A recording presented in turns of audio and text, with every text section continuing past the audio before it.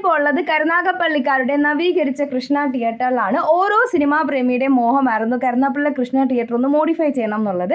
May 16 ഇവിടുത്തെ inauguration ആണ്. ഗുരുവായൂർ അമ്പലനടയിൽ പൃഥ്വിരാജ് ബേസിൽ സിനിമയാണ് ആദ്യം ഓടുന്നത്.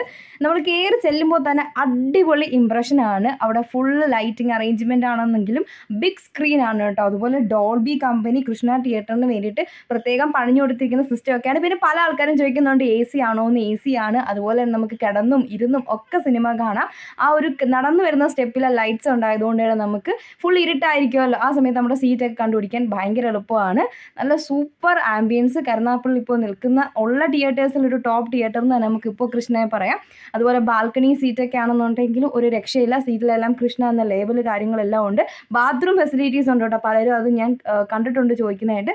ബാത്റൂം ഫെസിലിറ്റി അതുപോലെ പാർക്കിംഗ് ഏരിയ ഒക്കെ കിടിലമാണ്. അപ്പോൾ എല്ലാവരും നേരിട്ട് പോയി എക്സ്പീരിയൻസ് ചെയ്യുക. അടുത്ത വീഡിയോയിൽ കാണാം. ടാറ്റാ.